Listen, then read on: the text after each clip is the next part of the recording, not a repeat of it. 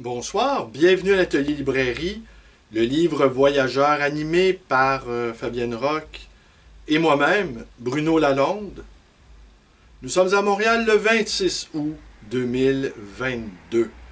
Alors aujourd'hui, je vous lis un texte que j'ai écrit et qui a été publié dans la revue XYZ, une revue de nouvelles. Et le numéro dans lequel j'ai participé, c'est le 143e et c'est l'automne 2020 et dont le thème était Sexe, drogue and rock'n'roll, la jeunesse ne meurt jamais. Numéro dans lequel on retrouvait Jean-François Aubé, M.K.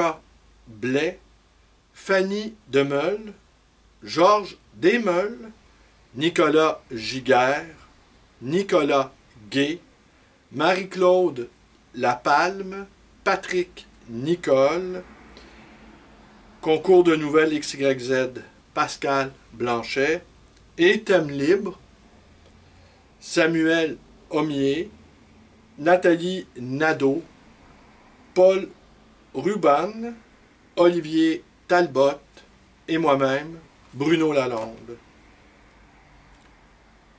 Et dans la description des auteurs, dans la bibliographie, si vous préférez, on dit de moi que je suis un libraire d'occasion depuis près de 30 ans, a publié dans les saisons littéraires, Steak Haché et la compagnie Numéro, dont il est le fondateur. Actif sur la plateforme YouTube, il a 1500 vidéos à son crédit. Alors oui, d'abord un mot sur ce très court texte. Je ne vais pas vous accabler très longtemps. Que j'ai d'abord publié, oui, sur ma plateforme Facebook. J'écris beaucoup sur Facebook. J'écris entre deux clients, entre deux achats de livres, entre deux coups de téléphone, entre deux lectures, parce que il m'arrive de m'asseoir dans le fauteuil blanc, qu'un jour je filmerai, en fait, que je vais filmer, il y a pas, dans très peu de temps, et je lis. Et j'ai dit à quelques reprises qu'au fond, je n'étais plus un libraire. J'étais un lecteur qui recevait dans son antre d'autres lecteurs qui venaient s'incorporer, se greffer, s'inviter dans les lectures en cours.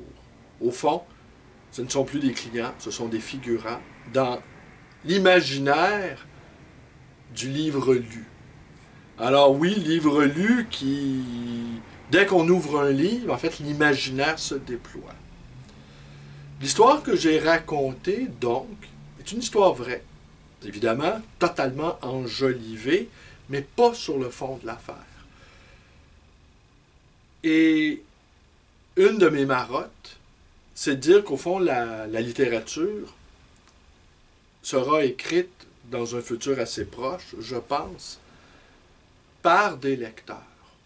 Et que la véritable histoire de la littérature, celle des lecteurs, des lectrices, reste à faire. Et jamais les écrivains, jamais les éditeurs, et jamais les libraires de livres neufs ont l'occasion d'aller visiter le lecteur dans son habitat naturel, qu'est sa bibliothèque. Et je pense également que pour traiter intelligemment d'un sujet, il faut non seulement le connaître très bien, mais il faut surtout l'aimer. Et mon enthousiasme, la passion que j'ai de découvrir ces lieux jamais visités par aucun anthropologue, aucun ethnologue, eh bien, confère à ma démarche d'écrivain Facebook, allons-y franchement, d'ailleurs c'est comme ça que je me considère, sans dénigrement, et je dois aussi à André Markovitch cette appellation, il le dit en toute bonhomie, et écrivain Facebook, ça peut sembler dénigrant, et parfois certaines personnes m'ont convié à donner une forme papier à mes élucubrations écrites sur les réseaux. C'est vrai que je pourrais le faire et je répugne à le faire et je retarde le moment de le faire. Je le retarde à l'infini, en fait, ce moment-là. Je ne sais pas trop, peut-être aussi parce que j'aime pas beaucoup me relire. Et je pense que le véritable test pour un écrivain véritable, c'est la capacité de s'endurer soi. Et moi, visiblement, je n'ai pas cette capacité. En tout cas, il me coûte de l'acquérir. Alors oui, donc, je vous disais que je me considérais comme, et ça je l'ai dit souvent, outre cette histoire de la métalittérature qui est celle faite par les lecteurs, il y a ce dada des psychanalystes des bibliothèques. Alors, on découvre plein de choses dans les bibliothèques. En fait, on découvre plein de choses dans les bibliothèques et on découvre plein de choses à l'intérieur des livres. Alors, il y a la bibliothèque en elle-même qui recèle un certain nombre de secrets et à l'intérieur du secret, il y a d'autres secrets. En fait, c'est ça aussi. On va de secret en secret. Et ça peut être assez étonnant parce que les secrets les plus importants peuvent être aussi les plus minces. Ceux qu'on peut insérer.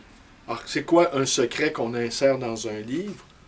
Photo compromettante, billet amoureux, billet de rendez-vous, prescription. On peut découvrir que la propriétaire avait une liaison, souffrait d'une maladie incurable, avait des penchants inavoués, fraudait le fisc, avait des détestations. Alors les bibliothèques ne font pas que contenir l'histoire d'un lecteur. Elle contient également l'histoire cachée qu'on ne veut pas dévoiler.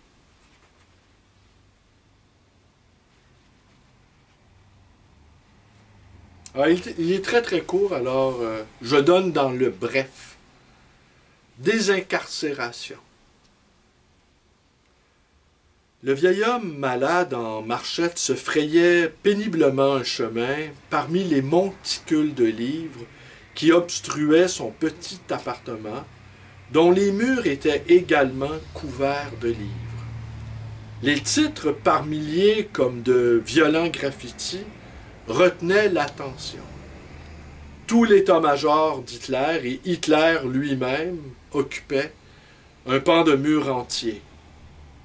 Jack l'Éventreur, Ted Bundy, le fils de Sam, Paul Bernardo, Marcel Petiot, Charles Sobrage, Jeanne Weber, Wayne Williams. Ils y étaient tous, par centaines, les plus fameux tueurs en série. Je suis effaré. Je ne les savais pas si nombreux. Autre mur. Des livres sur les instruments de torture. Berceau de Judas. Roue. Planche à clous. Chat à 9 queues. Mutilateur de seins, fort prisé par les inquisiteurs. Divers appareils pour empaler. Certains d'entre eux artistiquement ouvragés. Entre deux fenêtres, une autre bibliothèque. Les grands génocides, l'Arménie, le Rwanda, le Cambodge, la conquête de l'Ouest, les conquistadors. On se déplace dans une autre pièce. Le vieil homme, affable, m'invite à le prendre par le bras. La visite du musée des horreurs se poursuit.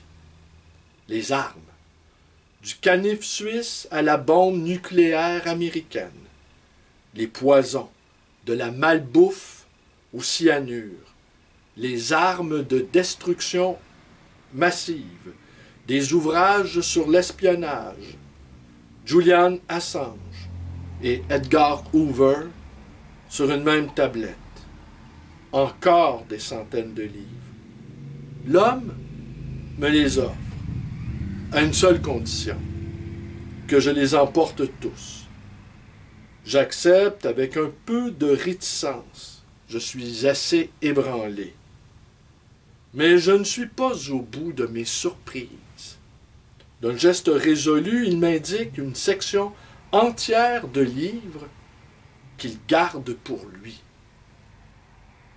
Des livres sur les toutous, des teddy bears. Je suis médusé. Des oursons se baladant dans des camps de concentration. Il m'invite à jeter un coup d'œil sur sa chambrette.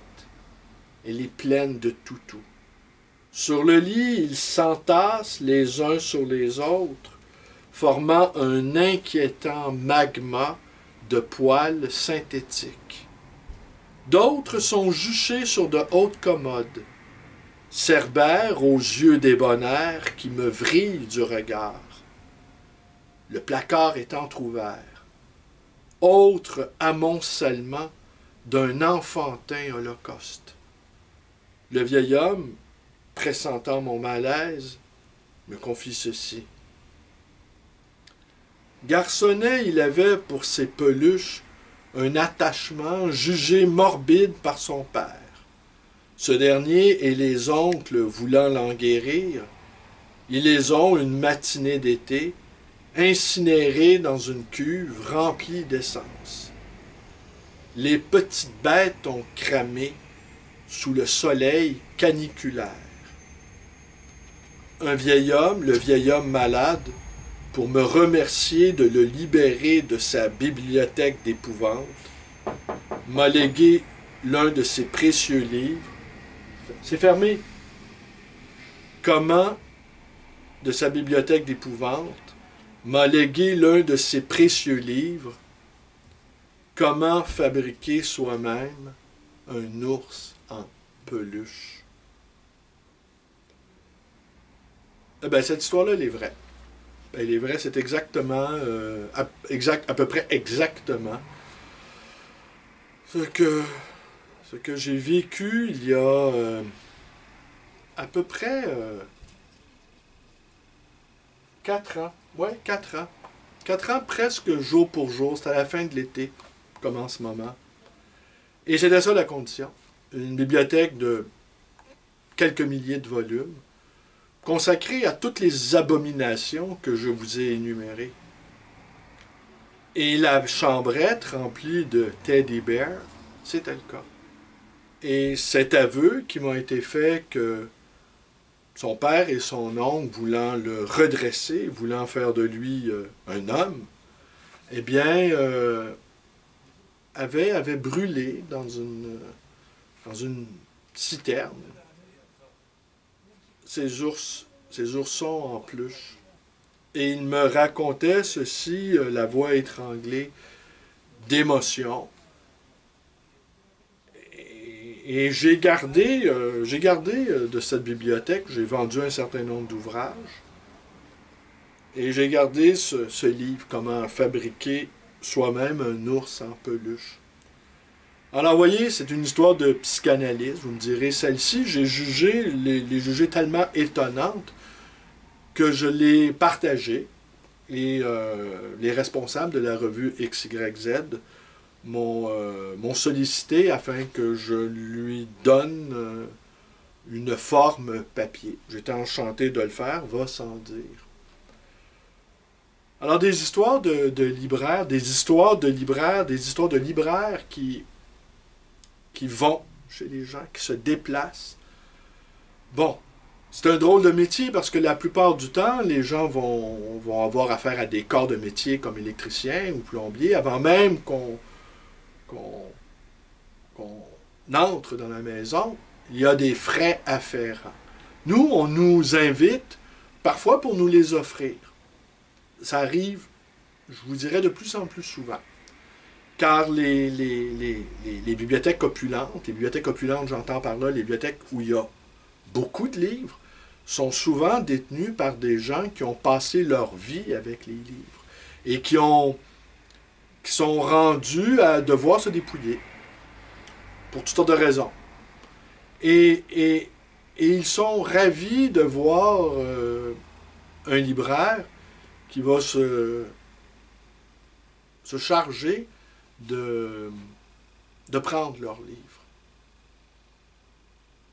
Quand j'ai commencé dans le métier, on m'en offrait peu. On me les vendait. Mais au fur et à mesure que j'avance, eh bien, on me les offre. Et ce cas-ci, c'est un cas où on me les a offerts. Il m'arrive, en relisant ce texte, de penser à cet homme qui, je sais, qui devait quitter son appartement pour un appartement plus petit. Il était quand même content que je prenne ces livres. Et ça a été quand même un travail considérable. Et l'aveu qu'il m'a fait, je pense que c'est une clé. Alors voilà, ça m'a fait plaisir de vous lire mon texte. Et le titre de ma vidéo de ce soir, c'est Quand je n'ai rien à vous dire, je vous lis un de mes textes. Voilà. C'est un bon truc, écrire, pour ne pas avoir à parler. Mais je pense que j'ai plus de plaisir à parler qu'à écrire. Alors, et comme je suis un écrivain Facebook, avec tout ce que ça comporte de connotations plus ou moins favorables, je pense que je peux m'autoriser à vous parler encore. À demain.